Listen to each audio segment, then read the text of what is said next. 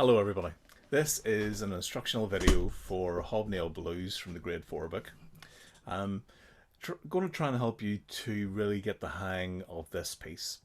I'm going to split it up into little sections. We're going to practice them separately. Until you can play a section properly, I wouldn't go on to the next one. I would work hard on getting each section really good before I do the next part. So here we go. We're going to play the first two lines here. And we're going to do them really slowly. It's really important we keep this thumb going at a nice steady speed the whole way through.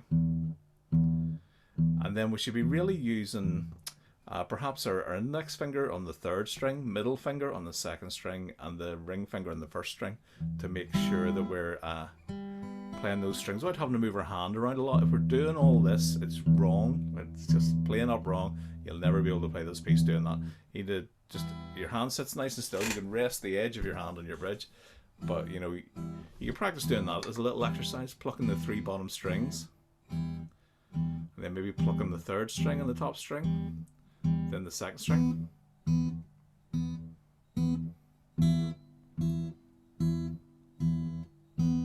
So try doing that with me, plucking the top string and the third string. Now the second string with the middle finger, ring finger, middle finger. Okay, so let's try that, these first two lines of Hobnail Blues. So after 4, we're going to go very slowly.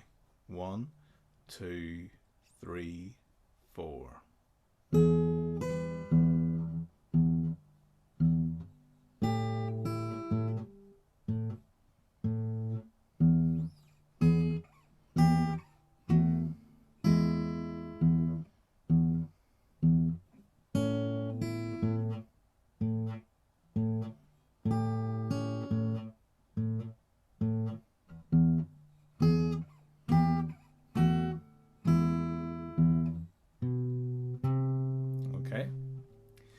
Try it again, a wee bit faster. After 4, 1, 2, 3, 4.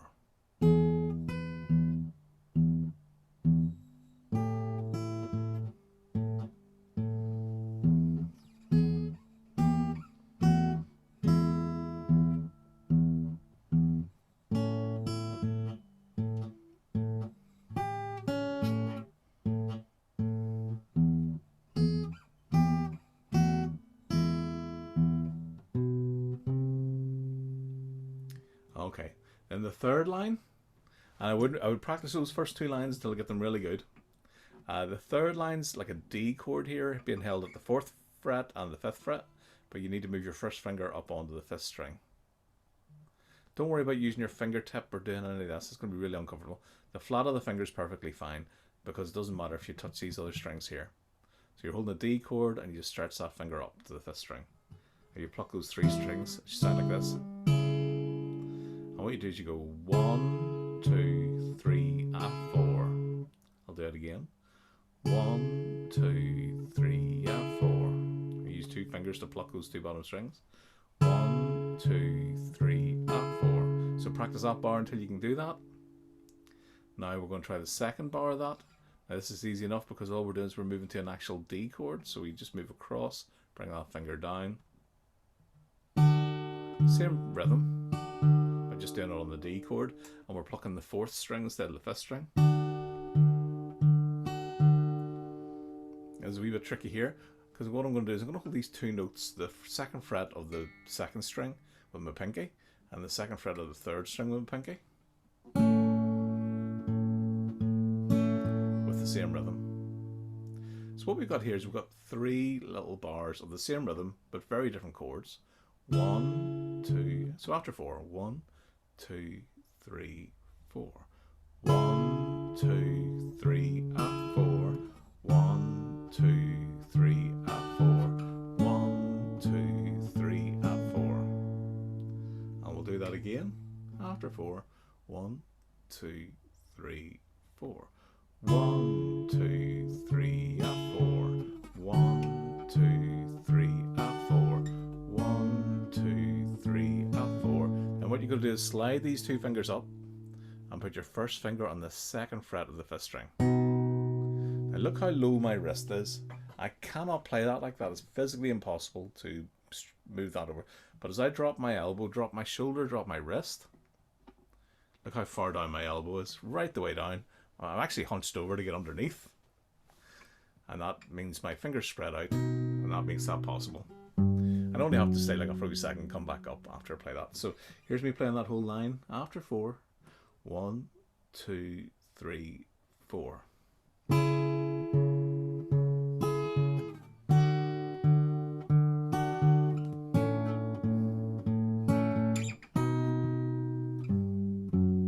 Okay, now on to the second page. So we're holding the D chord at the 4th fret. Here's a D, but just move it up to the 4th and 5th fret. Bar 1.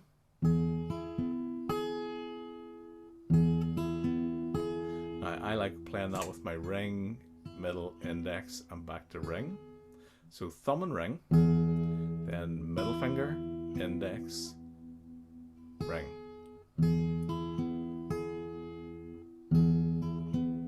That's a really important pattern. I would work on that quite a bit. And then you do exactly the same thing. Then move down to A7. So you're holding, basically for this A7 chord, you're holding the bottom 3 strings with one finger. And then your bottom string with your middle finger like this. So you got.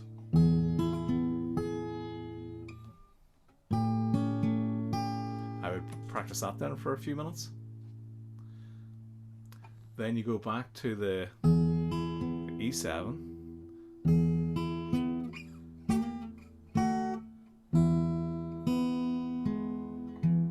Alright, so what you do, you play the E7. Oh, sorry. Then you go to the 2nd and 3rd fingers. Remember we played that earlier on? So it's 1 and 2, 3, 4. And this is bar 15. Again, after 4, 1, 2, 3, 4. 1 and 2, 3, 4. Now you just hold an E chord, top and bottom string, 2nd string, 3rd string, 4th string.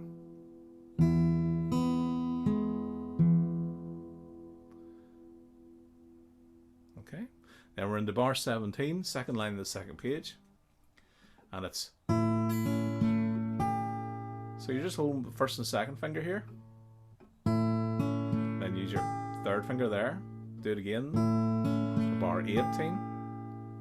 Then we're back to this E7 chord. That's the same as what we played in bar 15. So here's from the 2nd line of the 2nd page. 1, 2, 3, 4.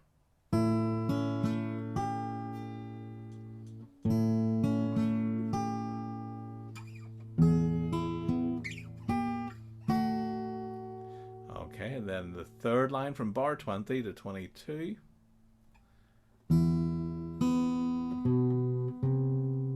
Okay, so and we're back to this part that we played earlier on.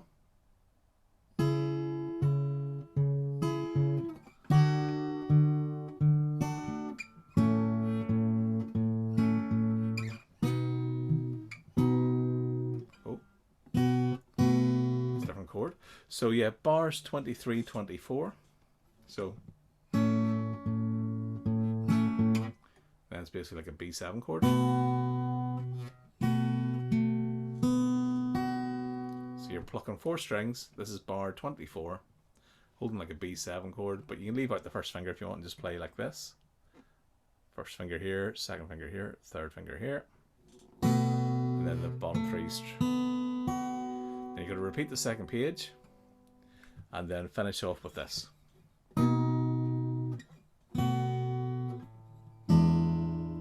It's a nice chord, isn't it? That very last chord. So yes, you've got ending 1 and 2 at the end of the 2nd page. So what you do is you play the ending 1 the first time through the 2nd page, and that has got you, that brings you all the way back to the start of the 2nd page. Then you play through again and leave out ending 1 and play ending 2 the 2nd time. So I'm going to play the whole piece here very slowly. So you need to practice all those different bits, get them all good before you try to tackle this. But here we go. Hobnail Blues played slowly. after 4. 1, 2, 3, 4. Oh. 1, 2, 3, 4.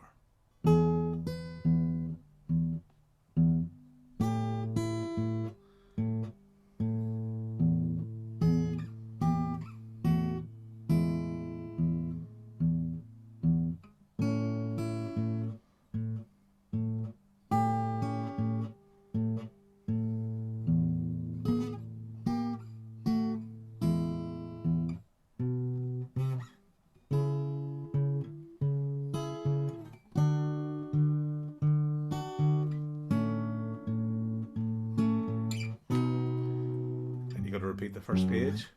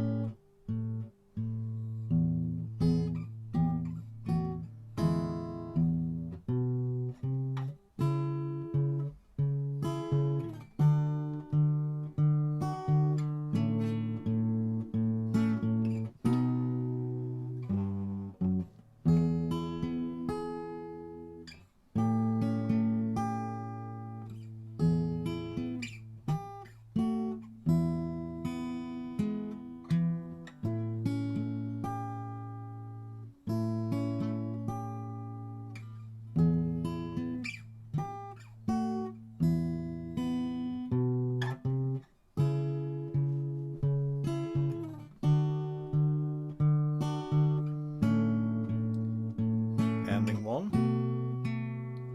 Back to the start of page 2.